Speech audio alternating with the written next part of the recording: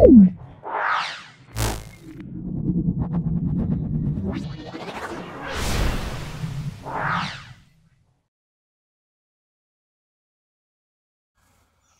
আমরা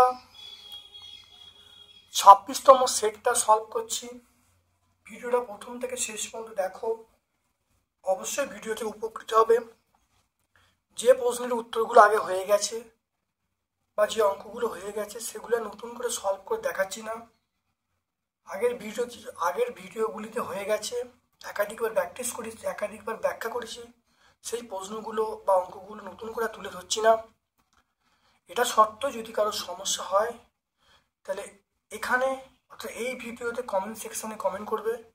আমি যেগুলো অসুবিধা হবে বা যে প্রশ্নগুলো সমস্যা হবে সেগুলো আমি শর্টস আকারে এই ভিডিওতে অ্যাড করে দেবো।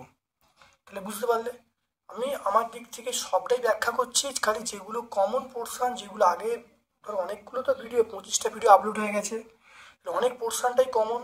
তাহলে কমন পোর্শন আমি নতুন করে ব্যাখ্যা করছি না। তাই তা সত্ত্বেও যদি কারো সমস্যা হয় এখানে তোমরা এই ভিডিওতে কমেন্ট করবে। কমেন্ট করলে তাহলে আমি শর্টস আকারে ভিডিও আপলোড করে দেবো এবং এই ভিডিওর সঙ্গে আমি কিন্তু ওটা অ্যাড করে দেবো। তা তোমরা অবশ্যই পেয়ে যাবে উত্তরটা। চলে এসো। আজকে দেখো, নিচের ওজোন স্তরকে ক্ষয় করে না কোনটা? নিচের ওজোন স্তরকে নিচের কোনটি ওজোন স্তরকে ক্ষয় করে না? মনে রাখবে ওজোন এটা হলো কার্বন ডাইঅক্সাইড। তাহলে আমরা অপশান সি বলবো। হ্যাঁ, এটা কী হবে? Carbon dioxide. তাহলে কার্বন ডাইঅক্সাইড ওজোন স্তরকে ক্ষয় করে না, কিন্তু সিএফসি ক্ষয় করে। তাহলে অ্যান্সার কী হবে? অপশান সি হবে CO2। হ্যাঁ, এটা CO2 আছে, তো এটা অপশানটা CO2। তারপরে দেখে নাও, খুব ভালো দেখে নাও, পিভি সমান এনআরটি সমীকরণে কোনটা স্থির? অবশ্যই আরটা স্থির। তাহলে এখানে আর মানে সার্বজনীন গ্যাস দুভকটা, এটা কনস্ট্যান্ট।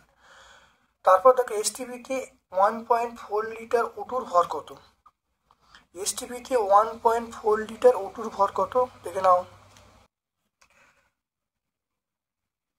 তাহলে 22.4 লিটার অক্সিজেন মানে আমরা বলবো 32 গ্রাম অক্সিজেন। 1 গ্রাম অক্সিজেন মানে 32/22.4। আর এখানে আছে 1.4 লিটার, 1.4 লিটার অক্সিজেন মানে 32 ইন্টু 1.4, এটা হলো 22.4। বললে হবে 44.8 বাই 22.4। এটা কাটাকাটি করলে কত? 2 গ্রাম হবে। দেখতে পেলে? তাহলে কোন অপশানটা হবে খুব ভালো দেখে নাও। তাহলে আমরা বলবো, তাহলে অ্যান্সার হবে অপশান বি হবে। হ্যাঁ, অপশান বি। রূপো, তামা, লোহা, কাঁচের মধ্যে কার তাপ পরিবাহিতাঙ্ক বেশি? রূপো, তামা, লোহা, কাঁচ, এদের মধ্যে সবচেয়ে তাপ পরিবাহী বেশি আমরা বলবো রূপো। এটা অপশান সি বলবো। প্রিজমের মধ্য দিয়ে সাদা আলো প্রতিসরণের ক্ষেত্রে যে বর্ণের বিচ্যুতি সর্বাধিক হয় সেটা আমরা বলবো বেগুনি। তাহলে বেগুনির সবচেয়ে বেশি চ্যুতি বা বিচ্যুতি ঘটে। একবর্ণী আলোর প্রতিসরণের ক্ষেত্রে কোন রাশি ধ্রুবক থাকে? আমরা বলবো কম্পাঙ্ক। তারপর দেখো, ফ্লেমিংয়ের বামহস্ত নিয়মকে আমরা কি বলবো? মোটর নিয়ম। ফ্লেমিংয়ের বামহস্ত নিয়মকে আমরা মোটর নিয়ম বলবো। তারপর দেখো 1.8, আরোহণ রোধের n সংখ্যক তারকে সমান্তরাল সময় যুক্ত করা হলো। তাহলে তুল্য রোধ কত হবে? এটা মনে রাখবে, সূত্র হলো আর, এটা সূত্রটা আমরা বলবো R/N। এটা সবসময় মনে রাখবে R/N, এটা সূত্র। এটা তাহলে n সংখ্যক যদি রোধ থাকে তার তুল্য রোধের সমীকরণ হলো R/N, এটা মনে রাখবে। আর যদি শ্রেণী সমবায় থাকে তাহলে এনটা গুণ হয়ে যাবে R × N। সমান্তরাল সমবায় থাকলে R/N, শ্রেণী সমবায় থাকলে R × N। তারপর দেখো, গ্যাসকে আয়নিত করার ক্রম, গ্যাসকে আয়নিত সবচেয়ে বেশি হলো আলফা, তারপর বিটা, তারপর গামা, সবচেয়ে বেশি আলফা। তারপর দেখো, চতুর্থ পর্যায়ে সন্ধিগত মৌল কটা? এটা 10টা, মনে রাখবে 10টা আছে এটা। তারপরে কোনটি আয়নীয় যৌগ? আয়নীয় যৌগ মানে MgCl2, এটা আয়নীয় যৌগ। তারপর মৃদু তড়িৎ বিশিষ্ট আমরা বলবো অ্যাসিটিক অ্যাসিড। এই অ্যাসিটিক অ্যাসিডটা হলো মৃদু তড়িৎ বিশিষ্ট, এটা অপশন সি, CH3COOH। কিপ যন্ত্রে তৈরি করা যায় সেটা হলো H2S, মানে হাইড্রোজেন সালফাইডকে আমরা কিপ যন্ত্রে তৈরি করি। ডুরালুমিনে থাকে না, সেটা আমরা কি বলবো? নিকেল। নিকেল কিন্তু ডুরালুমিনে থাকে না। থাকে দেখো অ্যালুমিনিয়াম থাকে, কপার থাকে, ম্যাঙ্গানিজ থাকে, ম্যাগনেসিয়াম থাকে, তাহলে কিন্তু নিকেল থাকে না। তারপর দেখো ইথাইল অ্যালকোহলের কার্যকরী মূলক, ইথাইল অ্যালকোহলের কার্যকরী মূলক আমরা কি বলবো? OH বলবো। তারপরে চলে এসো গ্রুপ বি এর প্রশ্নে চলে এসো। সৌরযন্ত্রে দেখে নাও, সৌরযন্ত্রে ব্যবহৃত অর্ধপরিবের নাম আমরা সিলিকন বলবো। 2.1 উত্তর হবে সিলিকন, এটা SI। তারপর দেখো উচ্চতা বৃদ্ধির সঙ্গে সঙ্গে 1 কিমি উচ্চতা বৃদ্ধিতে তাপমাত্রা কত হ্রাস পায়? 6.5 ডিগ্রি সেন্টিগ্রেড, এটা আমরা বলবো। উত্তরটা হবে সিলিকন। 2.2 এটা 6.5 ডিগ্রি সেন্টিগ্রেড। তারপর দেখে নাও 2. পরম শূন্য তাপমাত্রায় তো দেখো তারপর দেখো গ্রিন হাউস গ্যাসের প্রভাবে পৃথিবীর তাপমাত্রা বৃদ্ধি পাচ্ছে, তাহলে অথবা প্রশ্ন হলো তাপমাত্রা, তাহলে তাপমাত্রা বৃদ্ধি পাচ্ছে। 2.3 তারপর দেখো পরম শূন্য উষ্ণতার সেন্টিগ্রেড স্কেলে মান কত? দেখে নাও 2.3, এই উত্তরটা আমরা বলবো -273 ডিগ্রি সেন্টিগ্রেড।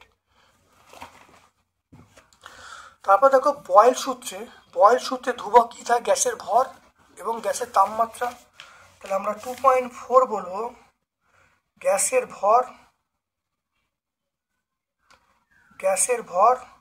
আর গ্যাসের তাপমাত্রা, গ্যাসের ভর এবং গ্যাসের তাপমাত্রা। তাপের সুপরিবাহী একটি তরল, এটা আমরা পারদ বলবো। হ্যাঁ, তাপের সুপরিবাহী দেখে নাও, তাপের সুপরিবাহী একটি পদার্থের নাম, তরল পদার্থের নাম আমরা বলবো তাপের সুপরিবাহী। 2.5 এই উত্তরটা আমরা বলবো পারদ, HG, উত্তর হবে HG। তারপর চলে এসো সত্য মিথ্যা বলতে হবে। তাপ পরিবাহী তাপের অনন্য অক্ষকে তাপীয় রোধাঙ্ক বলে। তাপের সত্য, তাহলে অথবাটা সত্য। তারপর দেখো কোন ধরনের লেন্সের দ্বারা হর্ষ দৃষ্টি প্রতিকার করা হয়?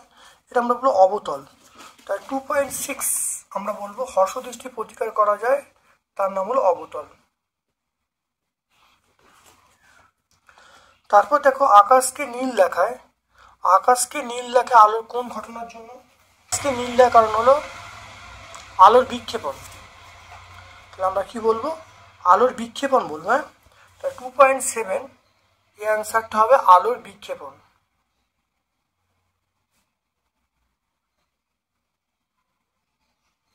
আমরা বলবো আলোর বিক্ষেপণ। হ্যাঁ, আলোর বিক্ষেপণ। তারপর দেখে নাও একটি অঅম্লীয় পরিবাহী আমরা বলবো সিলিকন বলবো, জার্মেনিয়াম বলবো, তাই 2.8 আমরা সিলিকন বলবো, জার্মেনিয়াম বলবো। এটা সিলিকন, এটা আমরা কিন্তু অঅম্লীয় বলবো। ওই কোনো যন্ত্রের নাম বলি তাহলে আমরা ডায়োড বলবো, ট্রায়োড এগুলো কিন্তু অঅম্লীয়। তারপর দেখো রোধাঙ্কের দেখে নাও, রোধাঙ্কের এসে একক আমরা বলবো ওহম মিটার। 2.9 আমরা অ্যান্সার বলবো ওহম মিটার। রোধাঙ্কের এসে আমরা কি বলবো? Ohm metre. 1 AMU সমান কত MeV?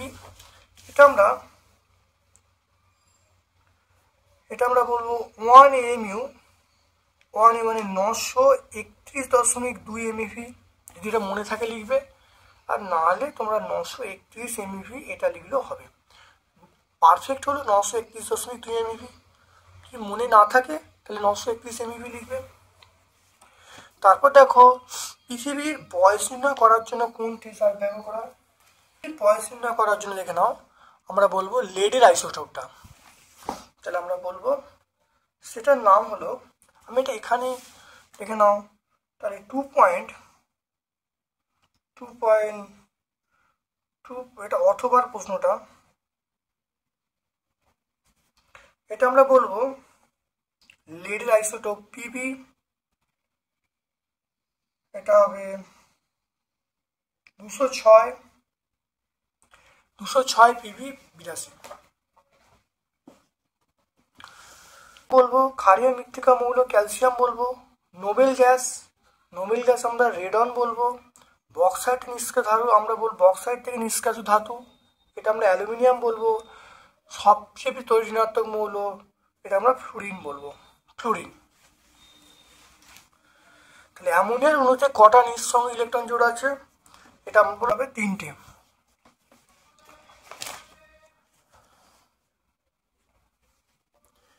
গলিত NaCl এর তড়িৎ বিশ্লেষণে ক্যাথোডে কি উৎপন্ন হয়? ক্যাথোডে আমরা বলবো সোডিয়াম ধাতু, হ্যাঁ, ক্যাথোডে উৎপন্ন সোডিয়াম। তারপর দেখে নাও, কোনো ধাতব পদার্থকে সোনার প্রলেপ দিতে হলে তড়িৎ বিশ্লেষণে আমরা কি ব্যবহার করব? দেখে নাও, সোনার প্রলেপ দিতে হলে আমরা ব্যবহার করব পটাশিয়াম অরোসায়ানাইড। পটাশিয়াম অরোসায়ানাইড এর সংকেতটা দেখো লিখছি, তোমরা সংকেতটা লিখেছি তড়িৎ বিশ্লেষণ হিসাবে, তাহলে কে AU, এটা হলো CN হোল 2, এটা বলবো, এটা পেজ নাম্বার আমরা 116 পেয়ে যাব, পটাশিয়াম অরোসায়ানাইড। অ্যানোড মাঠ কাকে বলে? অ্যানোড মাঠ দেখে নাও, অ্যানোড মাঠ কাকে বলে দেখে নাও, অ্যানোডে উপস্থিত অশুদ্ধিগুলি কাদার মতো অ্যানোডে জমা থাকে, এটা বলে অ্যানোড মাঠ। এটা মনে রাখবে কপার পরিশোধনের সময়, এটা পেজ নাম্বার 116 আমরা পাবো।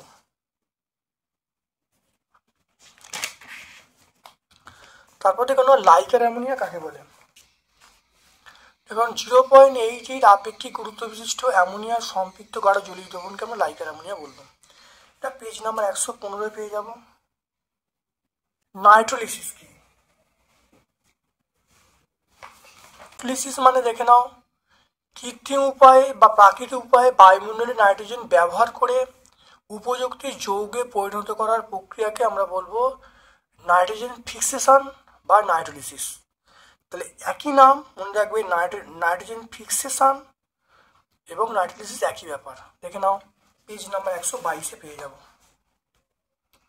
এটা আমরা ভট্টাচার্য ব্রাদার্সের বইয়ে পাবো।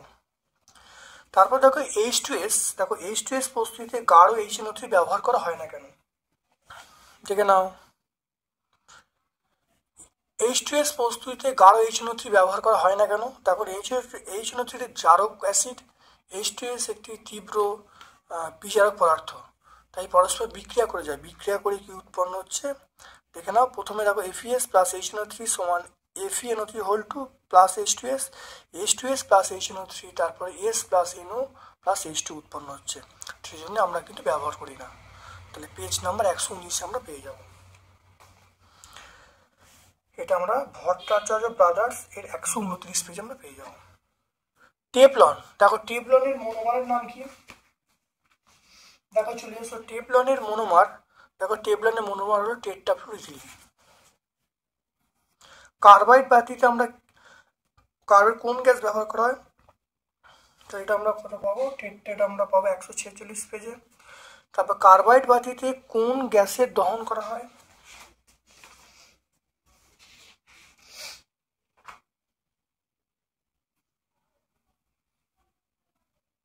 আমরা বলি অ্যাসিক্লিন।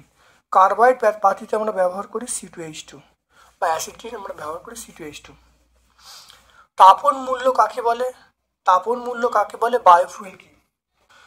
দেখো তাপন মূল্য কাকে বলে, বায়োফুয়েল কাকে বলে, অনেকবার হয়েছে, নতুন করে বলছি না। তারপরে দেখো 40 সেন্টিগ্রেড তাপমাত্রায় 120 পাস্কেল চাপে গ্যাসের আয়তন 1.2 লিটার, ওই উষ্ণতায় গ্যাসের চাপ কত হলে আয়তন 0.2 লিটার কমবে? তাহলে P1-এর মান 120 পাস্কেল, V1-এর মান 1.2 লিটার, P2-র মান চাইছে, V2-র মান বলা আছে 0.2 কমবে, তাহলে ছিল 1.2, তা থেকে 0.2 বাদ যাবে, তাহলে 1 লিটার হবে। তাহলে 0.2 কমবে বলেছে, তাহলে আয়তন তাহলে কত হবে? তাহলে 1.2 ছিল, তাহলে 0.2 বাদ দেবো, 1 লিটার হবে। দেখো মানগুলো এখানে বসিয়ে দিয়েছি, বসে দেখো P2-র মান দেখো 144 পেয়ে গেছি, তাহলে অন্তিম মান কত? অন্তিম চাপ পেয়ে গেলাম 144 পাস্কেল। তারপর দেখে নাও, এই যে অথবার অঙ্কটা, এই অঙ্কটা হয়েছে, এই অঙ্কটা আগে আমি করিয়েছি। তারপর দেখো প্রতিসারাঙ্কের অঙ্ক, এই অঙ্ক সলভ করা হয়েছে। অথবা দেখো অঙ্ক আছে, এই অঙ্কটাও সলভ করা হয়েছে। এগুলো কিন্তু আমরা আর বিগত ভিডিওতে আমরা পাবলিশ করেছি। যদি তোমাদের কোনো জায়গায় সমস্যা হয়, যদি অসুবিধা হয়, তোমরা বলো, এখানে কমেন্ট করো যে অঙ্কটা পাচ্ছি না, আমি নতুন করে আমি শর্টস আকারে প্রকাশ করে দেবো। 3.4 দেখে না, এই অঙ্কটা হয়নি। দুটি সমপরিমাণ তড়িতাধান বায়ুর মধ্যে 10 সেন্টিমিটার দূরে থেকে পরস্পরের প্রতি 50 mg ওয়েট বিকর্ষণ বল প্রয়োগ করলো, আধান দুটোর পরিমাণ বার করতে হবে। দেখে নাও এই অঙ্কটা, দেখে নাও। তাহলে বলের মান বলা আছে 50 mg ওয়েট। mg ওয়েট মানে এটা হলো মিলিগ্রাম। তাহলে মিলিগ্রাম থেকে গ্রামে চেঞ্জ করতে গেলে কত, 10⁻³ দিয়ে গুণ করতে হবে। তাহলে মিলিগ্রাম থেকে গ্রামে চেঞ্জ করলাম, 10⁻³ গুণ করা হলো। এবারে ওয়েট আছে, গ্রাম ওয়েট আছে, তাহলে গ্রাম ওয়েটকে ডাইনে চেঞ্জ করার জন্য আমরা 980 গুণ করব। তাহলে মিলিগ্রাম থেকে গ্রাম করলাম, তাহলে গ্রাম ওয়েট হলো, তার জন্য 10⁻³ গুণ করা হলো। গ্রাম ওয়েটকে ডাইনে চেঞ্জ করার জন্য 980 গুণ করা হলো। দেখ গুণ করেছি। আর এর মান দেখো 10 সেন্টে বলা আছে। আমরা কুলম্বের সূত্র থেকে জানি F সমান কিউ স্কোয়ার আর স্কোয়ার। কিউ স্কোয়ার মানে Q1 Q2 আর স্কোয়ার। যেহেতু দুটো আধান সমান, তাহলে আমি এখানে Q1 মানে কিউ আর কিউ গুণ করে কিউ স্কোয়ার পেয়ে গেলাম। দেখো তাহলে কিউ স্কোয়ার সমান আমরা বলি F আর স্কোয়ার। এফ এর মান দেখো, আর এর মান দেখো বসিয়ে দিয়েছি। বসিয়ে দেখো ক্যালকুলেশন করেছি, করে দেখো এখানে দেখো একটু দেখে নাও, 10⁻³ আছে, এখানে দেখো 10⁻3, তাহলে 10⁻3 10⁻3 ক্যান্সেল হয়ে গেল। তাহলে 98 × 5 এটাকে আমি স্কোয়ার করি বা বর্গমূল করি। তাহলে দেখো এটাকে আমি যদি 98 × 5 এটাকে বর্গমূল করলে পাবে 22.13। তাহলে আমরা বলবো যে আধান দুটির পরিমাণ হলো 22.13 স্ট্যাট কুলম। কারণ অঙ্কটা সিজিএসে করেছি, তাই একক লিখবো স্ট্যাট কুলম। তারপর দেখে নাও CO2 ইলেকট্রনের ডট দেখাতে বলছে। এটা হয়েছে, তবু আবার দেখে নাও। CO2 ইলেকট্রন ডট দেখে নাও 109 পেজে, দেখে নাও ভালো করে। CO2 ইলেকট্রন ডট দেখে নাও, এটা 109 পেজে। MgCl2 এর আয়নীয় বন্ধন ডট আকারে দেখাতে বলেছে। এখানে MgCl2 দেখে নাও ভালো, দেখে নাও, এটা এই উত্তরটা হবে। দেখে নাও MgCl2 ম্যাগনেসিয়াম ক্লোরাইড, দেখে নাও এই উত্তরটা তোমাদের হবে। এটা 106 পেজে আমরা পাবো। তারপর দেখো কোনগুলি, এর মধ্যে দেখো কোনগুলি তড়িৎযোজী, কোন সমযোজী। CaO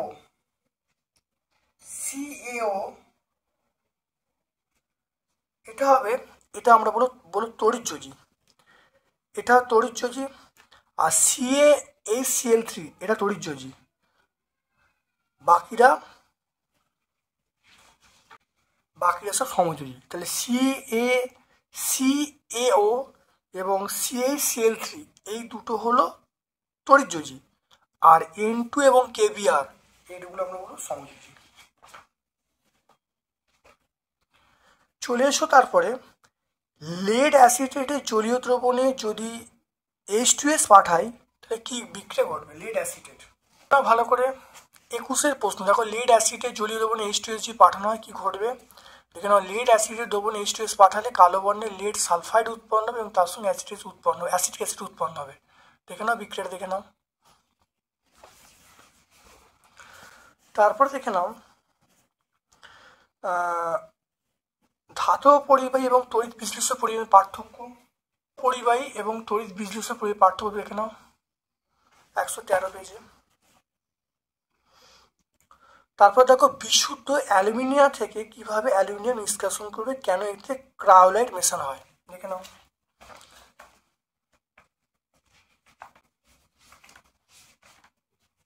দেখে নাও এই উত্তরটা, দেখে নাও, এখানে পরিষ্কার আছে, ভালো দেখে নেবে।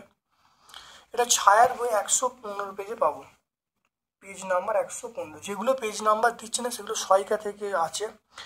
জৈব যৌগ অজৈব যৌগের পার্থক্য, দেখে নাও। জৈব যৌগ এবং পার্থক্য, দেখেন অনেকগুলো পার্থক্য, যে কোনো দুটো লিখে দেবে।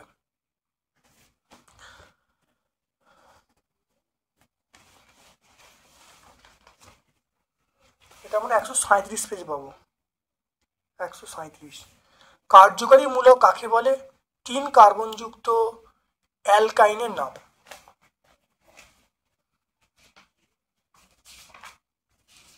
দেখে নাও কার্যকরী মূলক, দেখে নাও এটা দেখো কার্যকরী মূলক 139 পেজে আমরা পাবো। তাহলে কার্যকরী মূলকের সংজ্ঞাটা আমরা পাবো 139 পেজে। কার্যকরী মূলক আর 3 কার্বনযুক্ত অ্যালকাইন, দেখো 3 কার্বনযুক্ত অ্যালকাইন, আমরা দেখো 3 কার্বনযুক্ত অ্যালকাইন আমরা বলবো প্রোপাইন। কি বলবো? প্রোপাইন। এটা পেজ নাম্বার 142-এ পাবে,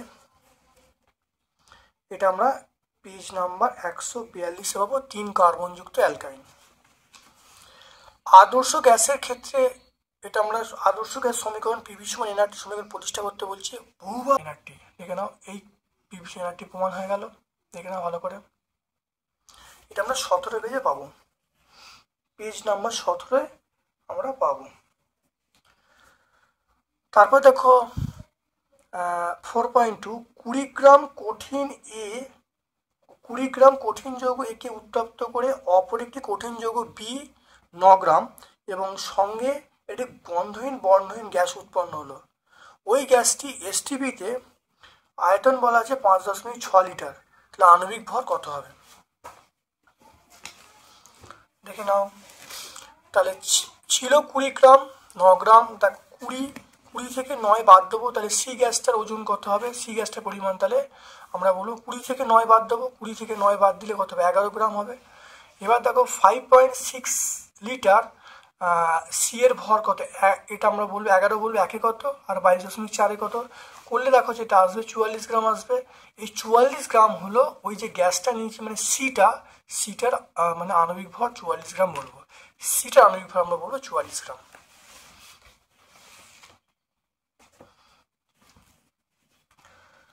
তারপরে দেখে নাও এই অঙ্কটা, দেখো অথবা একটা অঙ্ক আছে, এই অঙ্ক তোমাদের অবশ্যই সলভ করা আছে, খুব ভালো করে ভিডিও দেখে নেবে। এই অঙ্ক অবশ্যই সলভ করা আছে, ভালো করে ভিডিও দেখে নেবে। 4.3 দেখো লোহার দৈর্ঘ্য প্রসারণ গুণাঙ্ক, এখানে লোহার দৈর্ঘ্য প্রসারণ গুণাঙ্ক 12 × 10⁻⁶ বলতে কি বোঝো? দেখে নাও, আমরা কি বলবো? লোহার দৈর্ঘ্য প্রসারণ গুণাঙ্ক 12 × 10⁻⁶। দেখে নাও, এটা উত্তরটা এখানে আছে, দেখে নাও পরিষ্কার উত্তরটা আছে, ছায়া প্রকাশন নেবে 29 পেজে। আমরা 29 পেজে এটা পাবো, পেজ নাম্বার 29-এ পাবো। ফারেনহাইট এবং কেলভিন স্কেলে এর মান কত? কেলভিন স্কেলে মানটা এটাই হবে, কেলভিন স্কেলে মানটা সেম টু সেম হবে, কিন্তু ফারেনহাইট স্কেলে মানটা অন্য হবে। আলফার মান বলা আছে 12 × 10⁻⁶ ডিগ্রি সেন্টি -1। কেলভিনে যদি বলো তাহলে 12 × 10⁻⁶ কেলভিন টু -1। কিন্তু যদি ফারেনহাইটে বলো, এটা আমরা বলবো কি স্কেলে? পরম শূন্য তাপমাত্রায় বলবো। যদি তোমরা ফারেনহাইটে বলো তাহলে মানটা আসবে, তাহলে আলফা এফ আমরা বলবো 5/9 ইন্টু এইটা 12 × 10⁻⁶, 6.67 × 10⁻⁶ ডিগ্রি ফারেনহাইট টু দি পাওয়ার -1। দেখে নাও, একটি শিশির মুখে ধাতব ছিপি আটকে গেল, তুমি কি করে সেটা খুলবে? এখানে পেয়ে যাবে, দেখে নাও এই 20 উত্তর, দেখে নাও খুব ভালো করে দেখে নেবে 20টা। এটা সহায়িকা 100 পেজে পাবো, তাহলে সহায়িকা 100 পেজে। তরলে গ্যাসে 2 প্রকার প্রসারণ কেন? মনে রাখবে গ্যাসকে দুভাবে উত্তপ্ত করা হয়, একবার চাপ স্থির রেখে যে উত্তপ্ত করা হয় তখন তাকে আয়তন প্রসারণ গুণাঙ্ক বলে, একবার আয়তন স্থির রেখে যখন চাপ প্রসারণ করা তখন তাহলে চাপ প্রসারণ। তাহলে গ্যাসকে দুভাবে উত্তপ্ত করা সম্ভব। নাম্বার 1, যদি গ্যাসকে চাপ স্থির রেখে উত্তপ্ত করা হয় আয়তন বৃদ্ধি পাবে, সেটা আয়তন প্রসারণ। এবার হলো যদি আয়তন স্থির রাখা হয় চাপ প্রসারণ ঘটে তখন তাহলে চাপ প্রসারণ। এই জন্য গ্যাসের 2 রকম প্রসারণ। এবার দেখো এইটা অনেকবার প্রমাণ হয়েছে। দেখো এই পরেরটা f=r/2 অনেকবার প্রমাণ হয়েছে। এটা তোমরা দুয়ারি গাঙ্গুলি মাইতি পেজ নাম্বার 40 পেজে পেয়ে যাবে, পেজ নাম্বার 40-এ। তারপর দেখো ডেল্টা সমান I1 + I2 - a, এটা পেজ নাম্বার 45 পেজে দুয়ারি গাঙ্গুলি মাইতি। তারপর দেখো উত্তল লেন্সকে কীভাবে বিবর্ধক কাঁচ হিসেবে ব্যবহার করা হয়। এটা অত্যন্ত পরিচিত প্রশ্ন, বিবর্ধক কাঁচ হিসাবে ব্যবহার অনেকবার হয়েছে, কিন্তু পরীক্ষায় যেহেতু এটা অবশ্যম্ভাবী পড়ার সম্ভাবনা, তাই তোমার আরেকবার দেখে নাও যে কোন ছবিটা হবে বিবর্ধক কাঁচ হিসাবে। একটু ছবিটা দেখে নাও যে কতটা ইম্পর্টেন্ট, প্রত্যেকটা পেজে পেজে আমরা পাচ্ছি। তাহলে একটু দেখে নাও যে বিবর্ধক কাঁচ হিসাবে কোনটা ব্যবহার করে, দেখে নাও। এইটাকে এই ছবিটা আঁকবো, এটা হলো বিবর্ধক কাঁচ হিসেবে ব্যবহার। খুব ভালো করে আঁকবে, মাধ্যমিকের আগেও পড়েছে, 2025-এর জন্য অবশ্যই ইম্পর্টেন্ট প্রশ্ন এটা, আর এর সঙ্গে লেখাটা। তারপর দেখে নাও ফ্লেমিংয়ের বামহস্ত নিয়ম, এটা আমরা পেজ নাম্বার 75-এ পাবো। ফ্লেমিংয়ের বামহস্ত নিয়ম দেখে নাও, বাম হাতের বৃদ্ধাঙ্গুষ্ঠ তর্জনী মধ্যমাকে পরস্পর সমকোণে রেখে প্রসারিত করলে যদি তর্জনী চৌম্বক ক্ষেত্রে অভিমুখ মধ্যমা চুম্বক প্রবাহের উপর নির্দেশ করে, তাহলে বৃদ্ধাঙ্গুষ্ঠ পরিবাহীর গতির অভিমুখ নির্দেশ করবে। তাহলে পরিবাহীর গতির অভিমুখ নির্দেশ করবে। এটা 78 পেজে আমরা 78 পেজে পাবো। তাপীয় ফল সংখ্যা জুলের সূত্র, 3টে সূত্র আছে, তোমরা দুয়ারি গাঙ্গুলি মাইতি তোমরা 71 পেজে পেয়ে যাবে। তারপর চলে এসো 5 অ্যাম্পিয়ার ফিউজ কাকে বলে। 5 অ্যাম্পিয়ার ফিউজের অর্থ হলো ওই ফিউজের মধ্য দিয়ে প্রবাহমাত্রা 5 অ্যাম্পিয়ারের বেশি হলে এটা গলে যাবে, ফলে লাইনের সঙ্গে সংযোগ বিচ্ছিন্ন বিদ্যুৎ প্রবাহ বন্ধ হয়ে যাবে। তাহলে পেজ নাম্বার 70-এ পেয়ে যাব। এটা কিন্তু ভট্টাচার্য ব্রাদার্সের বইয়ে পাবো, পেজ নাম্বার 70। ভাস্কর বাতির তুলনায় সিএফ এর দেখে নাও। তারপর এলইডি সুবিধাগুলো কি কি দেখে নাও। 1 নম্বর হলো জীবনকাল বেশি, তারপরে আমরা পাবো প্রথম হলো জীবনকাল বেশি, এটা হলো সাশ্রয়কারী, সস্তা, জীবনকাল বেশি, 2 নম্বর পয়েন্ট সস্তা। এই দুটো পয়েন্ট তোমরা বলবে। 73 পেজে এটা আমরা 73 পেজ ভট্টাচার্য ব্রাদার্সের 73 পেজে পেয়ে যাবো। তেজস্ক্রিয়দের একটি নিউক্লিয় ঘটনা, এটা ব্যাখ্যা করতে বলছে, পেজ নাম্বার 89।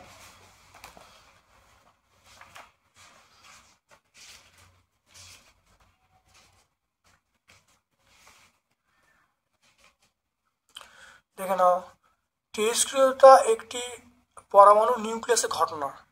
কোনো মৌলের রাসায়নিক ধর্ম তার বিভিন্ন কক্ষীয় ইলেকট্রন বিন্যাস উপর নির্ভর করে। যেহেতু রাসায়নিক পরিবর্তনের পরও তেজস্ক্রিয় মৌলের মধ্যে তেজস্ক্রিয় ধর্ম বর্তমান, তাই বিজ্ঞানের সিদ্ধান্তে আসেন যে তেজস্ক্রিয়তা হলো একটা নিউক্লিয়াসজনিত ঘটনা, এর সঙ্গে ইলেকট্রন বিন্যাসের কোনো সম্পর্ক নেই। এটার ফলে একটা নতুন মৌল তৈরি হয়। পেয়ে যাবে এটা পেজ নাম্বার 89 নম্বর পেয়ে যাবো। তারপর দেখো মেন্ডেলিভের সূত্র এবং এর ত্রুটি, সূত্রটা আমরা দুয়ারি গাঙ্গুলি মাইতি 96 পেজে পেয়ে যাব, আর ত্রুটিটা আমরা 98 পেজে পাবো। এবং ওয়াই দুটো মৌল আছে, পরমাণু ক্রমাঙ্ক বলা আছে এক্স মৌল। দেখো 9 এবং 12 বলা আছে মৌল দুটির পর্যায়সারণীর শ্রেণী সংখ্যা, মৌল দুটির পর্যায়সারণীর শ্রেণী সংখ্যা লিখতে বলছে, কার তর্জনতা বেশি বলতে বলছে, আর এখানে সংখ্যা লিখতে বলছে। বলবো সেটা 9টাকে যদি ভাঙি তাহলে 2 আর 7 হবে। আর ওয়াই যে মৌলটা আছে, ওয়াই মৌলটা 12 বলা আছে, 12টাকে ভাঙলে 2 আর 2 হবে। দেখে নাও, দেখতে পাচ্ছ পরমাণু ক্রমাঙ্ক 9 মানে আমরা ফ্লুরিন বলবো, এটাই এখানে দেখে নাও। তাহলে কোন শ্রেণীতে, এটা আমরা বলবো 17 নম্বর শ্রেণীতে। তাহলে এই মৌলটা কত নম্বর শ্রেণীতে, আমরা বলবো 17 নম্বর শ্রেণীতে অবস্থান। তাহলে এই মৌলটা, তাহলে আমরা কি বলবো, তড়িৎ ঋণাত্মক ঋণাত্মক মৌল বা তড়িৎ ঋণাত্মক সাথে বেশি। তারপরে ওয়াই মৌল, তাহলে দেখো 12 মানে দেখে নাও, 12 মানে দেখো এখানে আছে 12 মানে দেখো 2 নম্বর শ্রেণী, 12 মানে আমরা বলবো 2 নম্বর শ্রেণী। তাহলে এবার যৌগটা কীরকম হবে একটু দেখে নাও। তাহলে যৌগটা কীরকম হবে, তাহলে তাহলে এক্স মৌলের যোজ্যতা 1, ওয়াই মৌলের যোজ্যতা 2, তাহলে যৌগটা হবে X2Y। তাহলে যৌগটা হবে X2Y। তাহলে এবার প্রত্যেকটা প্রশ্নের উত্তর দেওয়া যাক। তাহলে দেখো এ মৌলটা, তাহলে মৌল দুটি পর্যায়সারণীতে কোন শ্রেণীতে অবস্থান করে, তাহলে এক্স মৌলটা 17 নম্বর শ্রেণীতে, ওয়াই মৌলটা 2 নম্বর শ্রেণীতে অবস্থান করছে। তারপরে দেখো বিটা কার ঋণাত্মক সবচেয়ে বেশি, তাহলে আমরা বলবো এক্স মৌলটা সবচেয়ে বেশি ঋণাত্মক। তাহলে এক্স মৌলটা সবচেয়ে বেশি ঋণাত্মক, আমরা বলবো এটা এক্স মৌল হবে। আর যৌগের সংকেত কি হবে, সংকেত বলবো এক্স টু ওয়াই, বা আমরা এরম লিখতে পারি ওয়াই এক্স টু, এটা লিখতে পারি ওয়াই এক্স টু এরম ভাবে, নয় এটা নয় যে কোনো একটা লিখবে, লিখলেই হবে। তারপর দেখে নাও নিম্নলিখিত বিষয়গুলো উল্লেখ করতে বলছে। 1 নম্বর হলো তড়িৎ বিশ্লেষ্য, তড়িৎদ্বার আর তড়িৎদ্বারের সংগঠিত বিক্রিয়া। দেখে নাও এটা আমরা 115 পেজে পাবো। ব্যবহার করে কপার সালফেট ব্যবহার করব, তারপর বিক্রিয়াটা লিখবো, আর ক্যাথোড অ্যানোডে বিক্রিয়া লিখবো। এটা আমরা 115 পেজে পেয়ে যাব। তারপর দেখো অসল পদ্ধতি অনেকবার হয়েছে।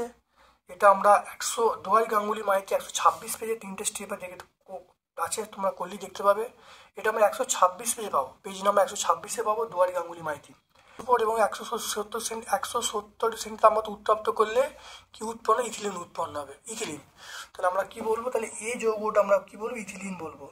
তাহলে CH2 ডবল বন্ড CH2 হয়ে গেল। তারপরে দেখো ইথিলিনের সঙ্গে যদি Br2 এবং CCl2 দেওয়া হয়, তাহলে ইথিলিনের সঙ্গে যদি Br2 এবং CCl2 দেখানো, তাহলে ইথিলিনের সঙ্গে যদি Br2 যোগ করা হয়, তাহলে যৌগটা কি হবে, CH2Br CH2Br।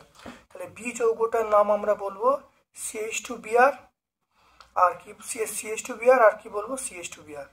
তাহলে বি যৌগটা হয়ে গেল। তারপরে দেখো আমাকে বলেছে এইটা, দেখো সি যৌগটা বলেছে, দেখে নাও সি যৌগটা দেখে নাও। এর সঙ্গে কি আছে, হাইড্রোজেন নিকেল আর 200 সেন্টি তাপমাত্রা।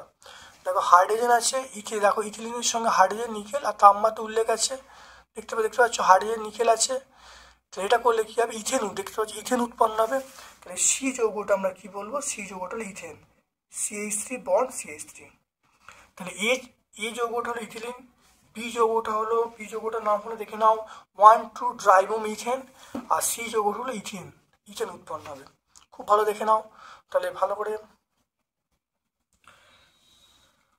তাহলে আমরা এইগুলো শনাক্ত করতে পারলাম। তাহলে অথবার যে প্রশ্নটা আছে, তাহলে অথবার প্রশ্নের উত্তরটা করলাম, ABC কে শনাক্ত করা, দেখে নাও ABC কে শনাক্ত করলাম। তারপরে দেখো এই যে প্রশ্নটা দেখে নাও অ্যাসিডিক অ্যাসিডের সঙ্গে আমাকে কি বলেছে, সোডিয়াম বাইকার্বনেট এবং ইথাইল অ্যালকোহল বিক্রিয়া। দেখে নাও অ্যাসিডিক অ্যাসিডের সঙ্গে সোডিয়াম বাইকার্বনেট এবং সোডিয়াম বাইকার্বনেট উৎপন্ন, দেখো অ্যাসিডিক অ্যাসিডের সঙ্গে সোডিয়াম বাইকার্বনেট বিক্রিয়া করলে কি উৎপন্ন হবে, এটা উৎপন্ন দেখো সোডিয়াম অ্যাসিটেট এবং জল উৎপন্ন হবে, দেখতে পাচ্ছ। ওকে, নেক্সট হলো যে অ্যাসিডিক অ্যাসিডের সঙ্গে যদি ইথাইল অ্যালকোহল বিক্রিয়া করে, তার সঙ্গে এসচার, দেখো এসচার উৎপন্ন হবে, দেখে নাও, দেখতে পাচ্ছ। তাহলে আমরা এই বিক্রিয়া প্লাস ভাষা, তো এটা হলো এই আগের প্রশ্ন উত্তর। আর এই প্রশ্ন উত্তর তোমরা দেখতে পাচ্ছ, ব্যাখ্যা করলাম, সেটটা আমরা সম্পূর্ণ ব্যাখ্যা করলাম। কমেন্ট সেকশনে কমেন্ট করবে, যদি ভালো লাগে লাইক করবে, তোমাদের সকল বন্ধু বান্ধব মধ্যে ইউটিউব চ্যানেলটা শেয়ার করে দেবে। আমার পক্ষ থেকে সকল ধন্যবাদ এবং শুভকামনা জানিয়ে আজকের মতো ভিডিও শেষ করলাম। Thank you.